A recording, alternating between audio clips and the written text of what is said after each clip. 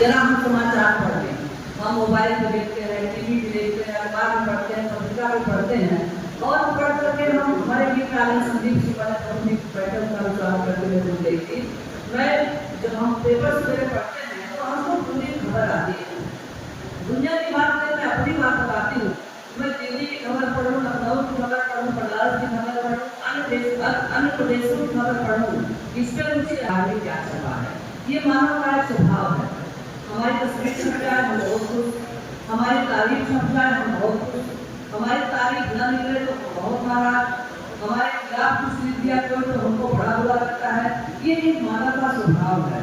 लेकिन मेरी जो सोच है वो ये है कि पत्रकार ही एक ऐसा सशक्त माध्यम है जो किसी के भी खिलाफ सच बात को लिखने की हिम्मत रखता है, और ये गुण किसी दूसरे के अंदर नहीं है जो गुण आपके अंदर है।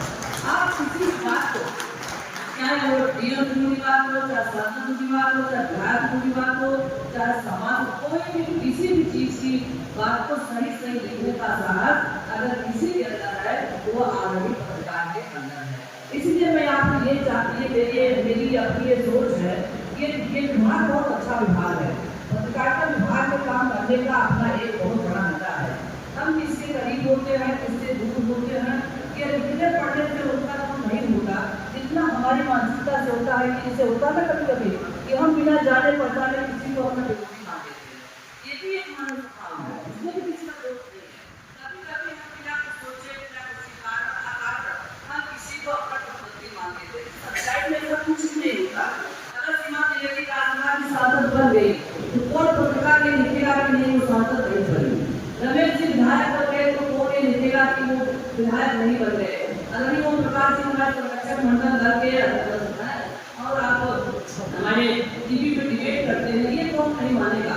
कुछ बातें ऐसी होती है जो न मानी जा सके, कुछ चीजें ऐसी भी होती है उसको मानना ही पड़ता है। आप लोगों का बहुत पैसा वाला काम है, वो मेहनत वाला काम है, और जो हमारे ग्रामीण पत्रकार यहाँ बैठे लखनऊ में बहुत लोगों को पहचानती हूँ, आनंद चंद्र पांडे जी हमारे सलाह करके बहुत वरिष्ठ पत्रकार हैं, और पांडे जी ने मैं ये कहना चाहूंगी कि जो पत्रकार हमारा है वो समाज में हमेशा अपनी आंख को खोल के रखता है। गांव में कोई घटना घट गई, 5 बजे किसी की हत्या हो गई, 2 बजे रात को किसी का मर्डर हो गया, तो पुलिस के पास साथ में अगर दूसरा कोई पहले पहुंचने का काम करता है वो हमारा पत्रकार पहुंचने का काम करता है, और वो उस बात को बताता है कि मैंने मौके पर जाकर के इस चीज को हमने देखा। कभी कभी हम लोगों को पता लगता है जब मोबाइल को हम खोलते हैं, अखबार मिलता है, तब जाकर के उसको कंट्रोल पढ़ पाते हैं। लेकिन बहुत मतलब आपकी जो जॉब है, आपकी जो नौकरी है, आपका जो वर्क है, वो बहुत संघर्ष में लगा आपका है। और मैं अगर अपनी बात करूँ तो मैं तो यही चाहती हूँ, समाज में अगर आप रोजगार कम है तो आपकी और ये कह सकता है कि नहीं हमारे अंदर क्या बुराई है, आपके अंदर क्या बुराई है, तो कोई कह नहीं सकता है। लेकिन हम ये बात जरूर कर सकते हैं, मेरे डॉक्टर जगदीश प्रसाद द्विवेदी जो मेरे ससुर थे, तो हम विभाग के संपादक थे। मैंने जो धर्म में उनको देखा था, एक पत्रकार हर छोटी छोटी बात के बारे में सोचता है। हमको कुछ लिखना है तो सबसे पहले हमारे दिमाग में बात आएगी इसके बारे में मैं क्या लिखूं। मैंने अपने ससुर को, पापा को देखा था, जब हम सवेरे सो के उठते थे तो कभी मैं देखती थी अपना पैर हिला रहे थे, कुछ सोच रहे थे, कभी कभी मैं ये पूछती थी पापा सुबह बहुत चीजें ऐसी है जो हम जा करके तो नहीं लिख सकते। प्रकृति का कोई प्रकोप हुआ, प्रकृति का कोई झंझावात आया, उसको हम लिखते हैं कि आज प्रकृति ने ये विनाश मिला करके प्रकृति ये नुकसान कर दिया, आज ओला पड़ गया, पत्थर पड़ गए, आज बीमारी हो गई, आज क्या हो गया, क्या नहीं हो गया। ये सब लिखने के लिए हम सोचते हैं कि हम किन शब्दों का इस्तेमाल करें। और लिखने के लिए जैसे हम हिंदी साहित्य के साथ खुद रहे हैं, हिंदी में श्रेष्ठ अलंकार होता है, मतलब कई शब्दों का कितना अर्थ होता है, एक शब्दों में कितने अर्थ को हम परिभाषित कर सकते हैं। ऐसे ऐसे शब्दों का भी हमारे पास एक होना चाहिए कि इसका माने क्या हो सकता है, इसकी मीनिंग में क्या निकाल सकते हैं।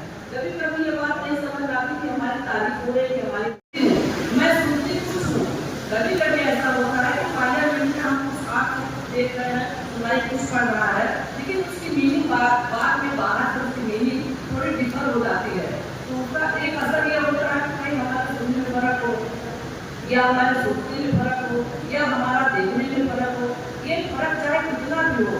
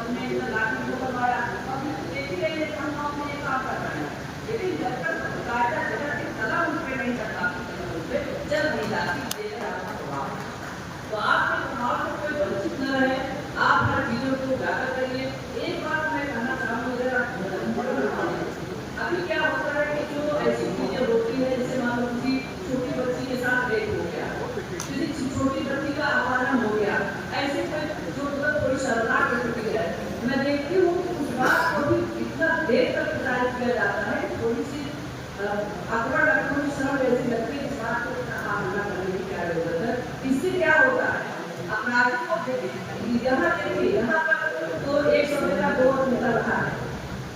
आप किसी बेटी की बात करते हैं, एक तरफ तो उसको न्याय मिलता है। अगर आप न लिखें तो शायद हम अपनी बात पर दूसरे लेखा पूरी कर सकते हैं, अपनी बात करते हैं। अगर आप न लिखें तो हो सके उस बलात्कारी को हम बचाने का काम करें, अपनी बात कर रहे हैं। लेकिन अगर आप नहीं लिखते हैं तो हम बचाने का काम कर सकते हैं।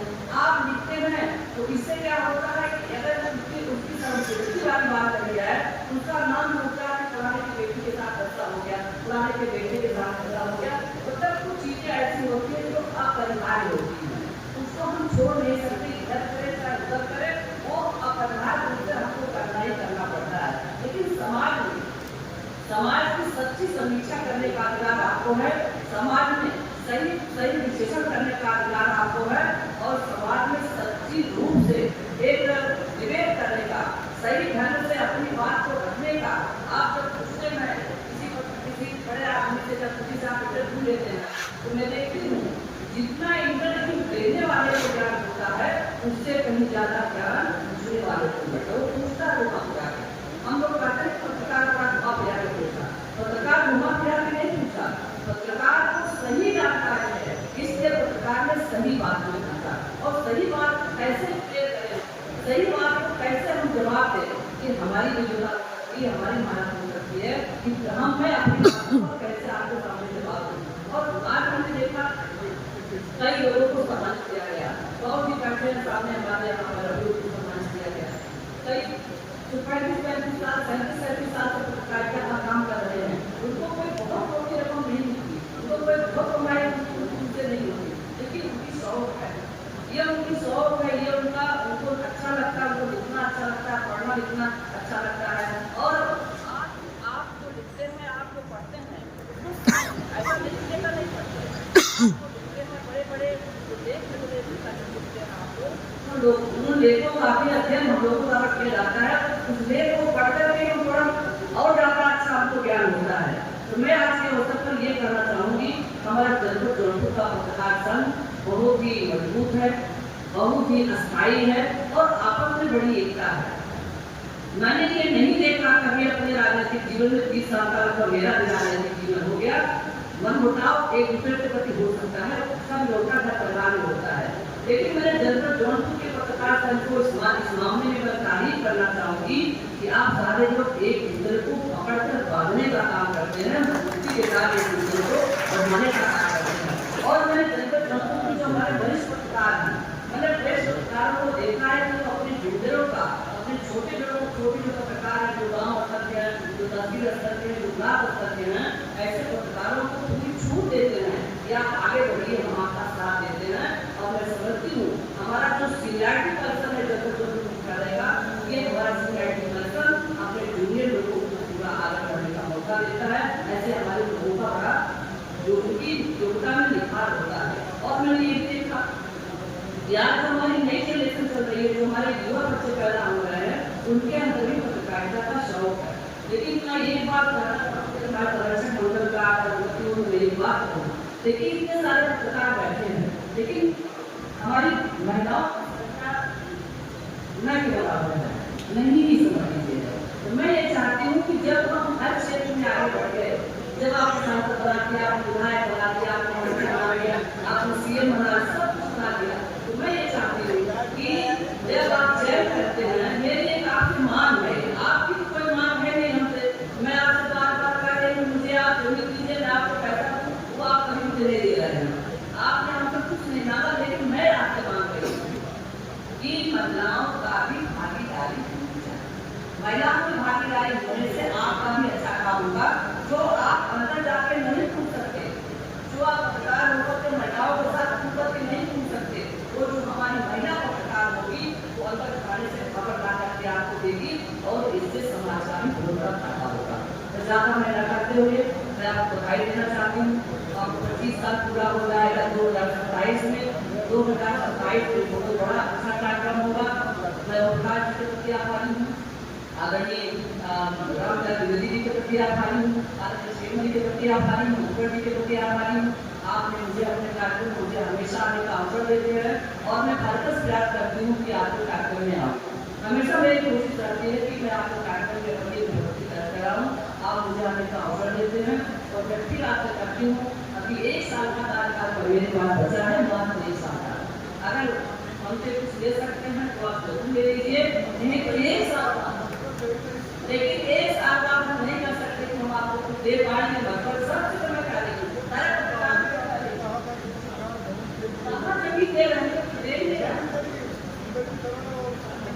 देखिए ये देखिए मैंने कहा था, हमने कहा था क्या कहा था, हमको तो देखने यही बात बार आप मुझे पत्र बना करके दे दीजिए, मुझे आप उसको पैसा कर दीजिए, मैं आपको पत्र दूंगी, मैं आपको चिट्ठी दे दूंगी, मैं डीएम को बोलूँगी, सीडीओ को, क्योंकि मैं भी चाहती हूँ कि मैं जब पत्रकार परिवार से हूँ, जब मैं पत्रकार घराने से हूँ, मेरा आपका रिलेशन हमेशा अच्छा बना रहे। वैसे मेरा रिलेशन आपसे खराब नहीं है, मेरा रिलेशन पत्रकारों से बिल्कुल खराब नहीं है। न तो हमसे आप प्रोग्राम पूछते हैं, न मैं आपको प्रोग्राम बताती हूँ। हमारे आपके रिश्ते बहुत मधुर हैं, हमारे आपके रिश्ते बने हैं, हमारे आपके रिश्ते टिकाऊ हैं।